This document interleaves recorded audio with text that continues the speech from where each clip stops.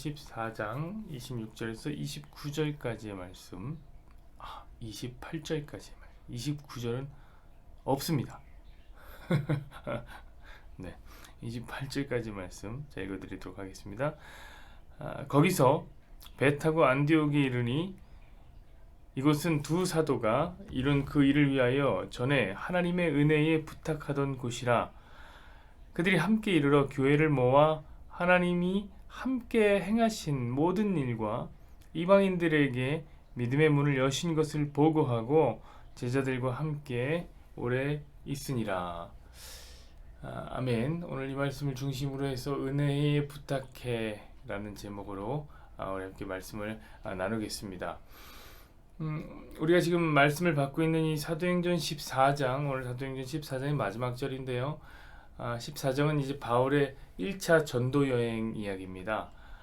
1차 전도 여행. 우리는 지난주에 바울이 루스드라에서 나면서부터 안진뱅이였던 사람을 고쳤고, 그로 인해 유대인들에게 미움을 받거나 거짓 선동에 휘말렸다는 것을 들었습니다. 그리고 돌에 맞아 죽을 뻔한 이야기도 들었습니다.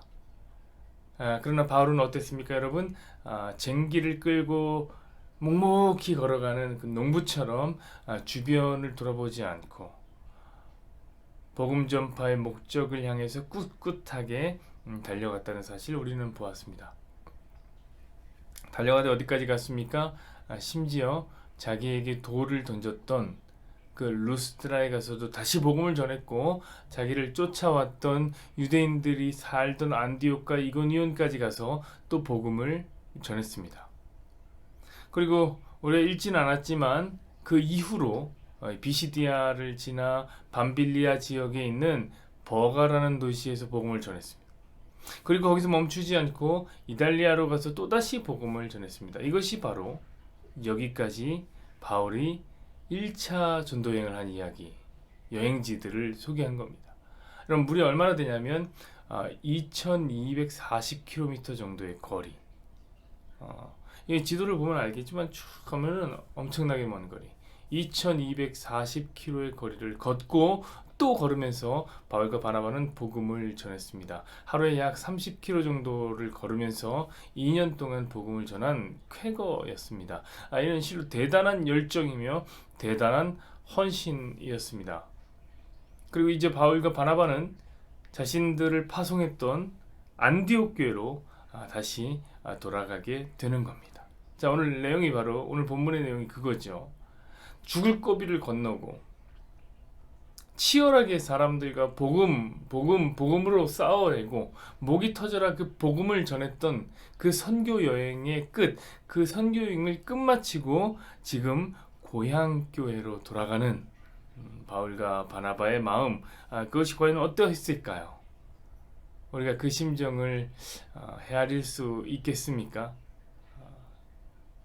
아마 그 고향교회가 갖고 있는 따뜻하고 정겨운 공기가 바울과 바나바가 배를 타고 지금 건너고 있는 중인데, 지중해를 건너고 있는데 그 지중해의 바닷바람에서부터 느껴졌을 것이다 라고 생각합니다. 그리고 드디어 안디옥 교회에 도착하게 됩니다. 바울과 바나바의 마음이 참 좋았단 말이에요. 우리 27절, 28절 볼까요? 그들이 이르러 교회를 모아 하나님이 함께 행하신 모든 일과 이방인들에게 믿음의 문을 여신 것을 보고하고 제자들과 함께 오래 있으니라. 사람들을 모아서 그간에 그들이 어떻게 복음을 전했고 그때마다 하나님께서 어떻게 역사하셨는가, 이방인들을 하나님 어떻게 구원하셨는가, 그 따끈따끈한 선교 보고를 교회 앞에서 나누었습니다. 그리고 이제 바울과 바나바는 꽤 오랜 시간 동안 이 안디옥 교회에 머물게 됩니다. 여러분, 오래 머물렀다. 저는 이 바울과 바나바가 안디옥 교회를 생각하는 마음이 거기서 잘 드러났다고 생각합니다. 여러분, 마음이 불편하고서야 어떻게 오래 머무를 수 있겠습니까? 특별히 무엇을 하지 않아도 마음이 편한 상대 안은 오래 머무를 수 있습니다. 안디옥 교회가 바로 그랬던 거죠. 바울과 바나바에게. 저는 다시 안디옥 교회로 돌아가고 있는 바울과 바나바, 그리고 안디옥 교회에 머무르는 바울과 바나바, 묵상하면서 문득 그런 생각을 하게 됐습니다. 우리 태바교회도 누군가에게 그런 고향교회가 되었으면 참 좋겠다. 따뜻하고 정겨움으로 가득한 돌아가고 싶은 교회가 되었으면 좋겠다. 오래 머무르고 싶은 교회가 되었으면 좋겠다. 여러분, 이것은 비단 저만의 꿈은 아닐 것이라고 생각합니다. 모든 목사님들이 꿈꾸는 교회일 것이고, 목사님들뿐만 아니라 모든 성도들에게 동일한 꿈일 것입니다. 자, 여러분들은 어떤가요? 그런 고향교회가 있습니까? 우리 교회가 그런 교회가 되길 바라지는 않으십니까? 저는 우리가 모두 저와 같은 마음일 것이라 생각합니다.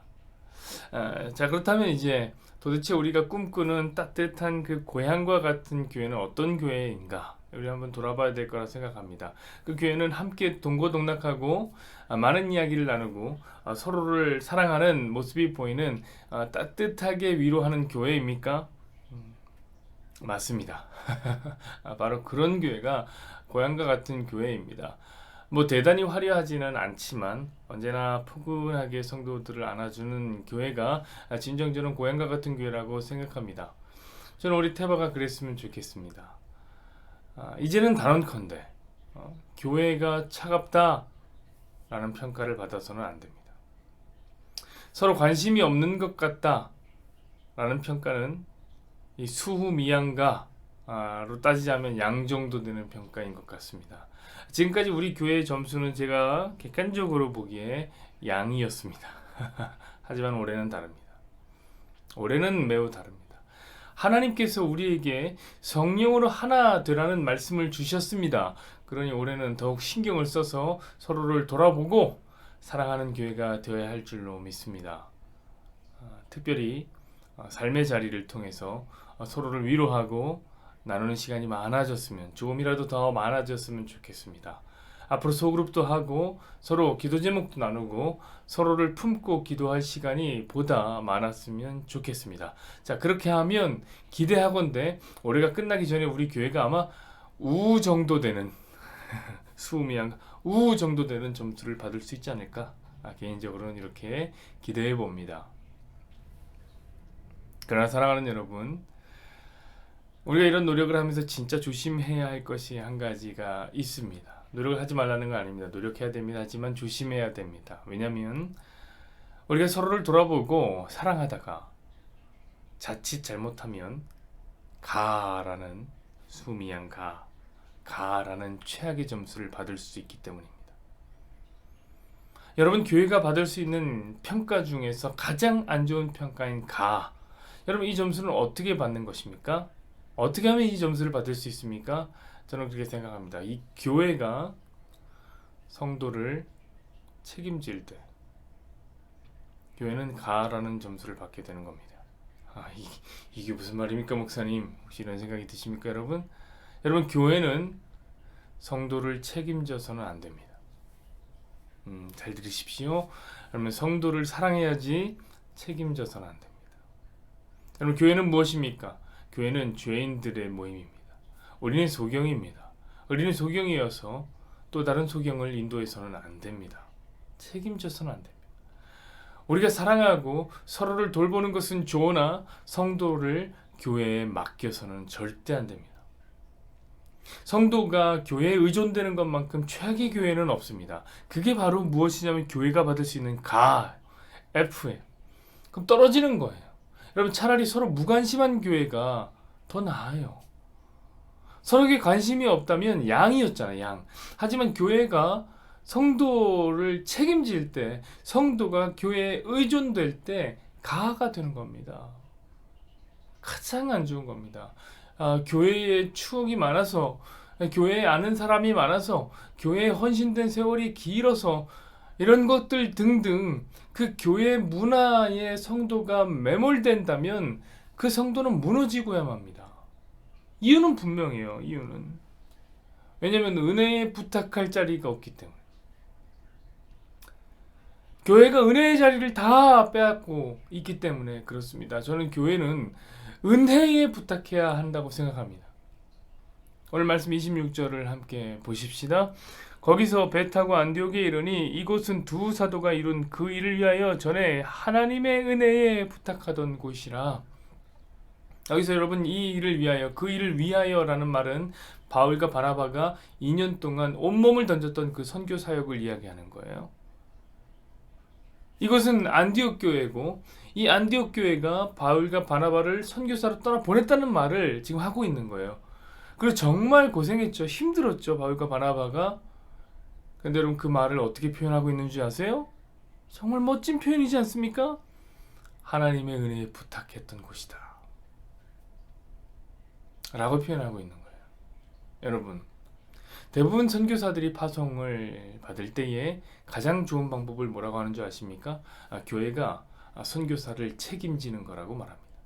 물질적으로, 영적으로 교회의 지도하에 선교사를 파송하는 것이 좋다고 말합니다. 그럼 이제 파송된 선교사들이 교회에 선교 보고를 하고 은혜를 나누게 되는 거죠. 그래서 제가 가만히 선교사님들의 이야기를 들으니 선교사를 교회에 부탁할 때, 그래서 교회가 갑이 되고 선교사가 을이 될 때 선교사에게 심각한 문제가 생긴다는 거예요.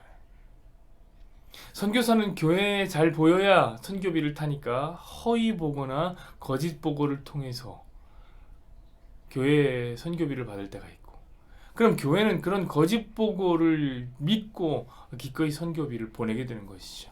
여러분, 그럼 진짜 문제가 생기는데, 거짓 보고 한 게 문제가 아니라 진짜 문제는 무엇이냐면 그 선교사가 더 이상 주님을 의지할 필요가 없어진다는 거예요. 여러 교회에 파송을 요청하면 먹고 사는데 전혀 지장이 없어집니다. 저는 바로 이것이 선교사를 교회에 부탁했을 때 생기는 문제라고 생각합니다. 여러분, 이런 거 아니에요. 선교사는 은혜에 부탁해야 하는 거예요. 목사는 은혜에 부탁해야 되는 거예요. 여러분, 그렇다고 오해하지 마십시오. 선교비를 끊자라고 얘기하는 건 아니에요. 다만 이 선교사님이 하나님의 품보다 교회의 품이 더 따뜻하고 포근하다고 느끼게 해서는 절대 안 된다는 거예요. 선교사님은 하나님에게 맡겨야죠. 여러분, 그와 같습니다. 성도들은 뭐가 다릅니까? 성도들도 똑같아요. 마찬가지예요. 교회가 성도를 책임지려고 해서는 안 돼요. 교회가 성도를 책임지고 있다고 느낌을 받아서는 안 됩니다. 혹은 목회자가 성도를 책임지고 있다고 목회자에게 성도를 맡겨서도 안 됩니다. 교회는 절대적으로 성도를 은혜에 부탁해야 되는 겁니다. 혹 그 길이 거칠고 험난한 선교사역 같은 자리에 보내드시더라도 교회는 성도를 은혜에 부탁해야지 스스로 성도를 케어하려고 해서는 안 됩니다. 아무리 교회라도 하나님의 자리를 빼앗아서는 안 되는 것입니다. 늘 공간을 열어두어야 돼요. 그 공간에 하나님이 일하시도록 교회는 양보해야 됩니다. 이렇게 해라, 너 저렇게 해라, 이렇게 봉사하면 된다, 충성하면 된다, 헌금하면 된다, 이렇게 말하는 거 아닙니다. 함께 하나님께 기도하자. 하나님의 은혜가 너를 인도할 것이다. 이렇게 하나님께 맡겨야 되는 거예요. 사실 오늘 설교는 저에게 하는 이야기입니다. 저 스스로에게. 자, 여러분들의 삶을 보면서 무엇인가가 할 수 없는, 무엇인가를 해줄 수 없는 제 자신의 무력함을 요즘에 많이 느낍니다. 힘들어하는 성도들에게 좀 더 나은 삶을 제공하고 좋은 답을 제공하면 참 좋을 것 같은데 목사가 지혜도 없고 물질도 없어서 미안할 때가 참 많습니다. 그럼 오늘 말씀에 비추어 보건대 분명히 저의 월권이지요.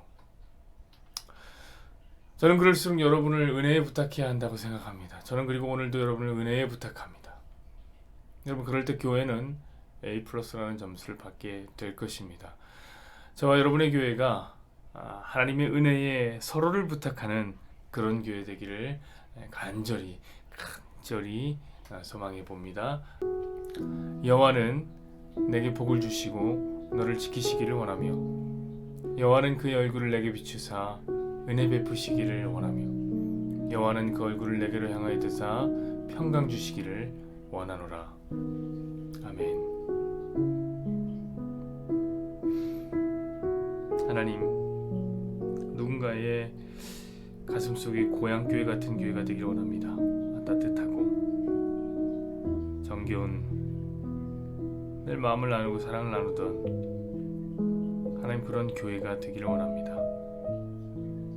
우리 성도들이 교회에 오면 가슴이 따뜻해지고, 우리 성도들이 교회에 오면 서로를 사랑하는 마음이 넘치는 교회 되기 원합니다. 하나님, 지금까지 우리는 차갑다라는 평가를 받았다면 하나님, 그것은 양 정도 되는 점수일 것입니다. 주의 종이 보건대 우리 교회가 그렇게 따뜻하지 않았습니다. 양입니다. 양. 그러나 주 하나님, 올해는 그럴 수가 없습니다. 올해부터는 좀 달라야 합니다. 주께서 우리에게 성령께서 하나 되게 하라, 성령께서 하나 되게 하신 그 일에 더욱더 힘쓰라 라고 말씀하셨으니, 하나님, 우리는 더욱더 마음을 합하여 서로를 돌아보고 서로 사랑하며 서로 하나 되는 하나님 그 일을 해야 할 것입니다. 보다 따뜻하고 정겨운 하나님 고향교회로서의 면모를 갖추어 나가야 할 줄로 믿습니다. 서로를 위해서 기도하고 서로를 바라보고 서로 위로해주며 서로에게 힘이 되어주는 귀한 따뜻한 교회가 되기를 원합니다. 하나님, 그러나 돌아보건대 그런 교회가 된다 하더라도 하나님, 우리 교회가 받을 수 있는 최고의 점수는 우입니다. 하나님, 진짜 교회가 받을 수 있는 최고의 점수는 언제 주어지는 것입니까? 서로 돌아보고 따뜻하게 안아주고 다 좋지만, 하나님, 교회가 너희는 최고다 라고 말할 수 있는 자리는 성도를 하나님께 맡기는 자리입니다. 성도를 은혜에 맡기는 자리입니다. 반면에 교회가 받을 수 있는 최악의 점수를 받는 경우는 성도를 스스로 책임지는 경우입니다. 성도를 교회에 맡기게 될 때에 아무리 교회라 하더라도 그 교회는 F를 받게 될 것입니다. 교회가 성도를 책임지려고 하고, 교회가 성도를 좌지우지하려고 하고, 인도하려고 하고, 지배하려고 한다면 하나님, 그 교회는 받을 점수가 없게 되는 거죠. 하나님, 아쉽게도 많은 교회들이 고향교회를 꿈꾸며 서로 사랑하고 서로 돌보고 서로에게 위로가 되어주기를 애쓰다가 그만 월권을 해버리고 맙니다. 하나님의 자리를 빼앗고 스스로 케어하고, 너 이렇게 하면 된다, 저렇게 하면 된다 라고 길을 인도하고 있는 건 아닙니까? 누가 누구를 인도합니까? 어찌 소경이 소경을 인도합니까? 우리가 그들을 인도할 수 있는 힘이 있습니까? 목회자가 그들을 인도할 수 있는 힘이 있습니까? 하나님, 교회가 성도들을 스스로 책임지려고 노력하지 않게 하여 주옵소서. 성도를 사랑해야지 책임져야 되는 존재가 아닙니다. 우리는 끊임없이 은혜에 맡기는, 은혜에 부탁하는 교회 되게 하여 주옵소서. 오 하나님의 은혜여, 우리 성도들을 부탁합니다. 하나님의 은혜에 우리 성도들을 부탁합니다. 돌봐주십시오. 오 하나님의 은혜여, 하나님의 은혜에 우리 성도들을 맡깁니다.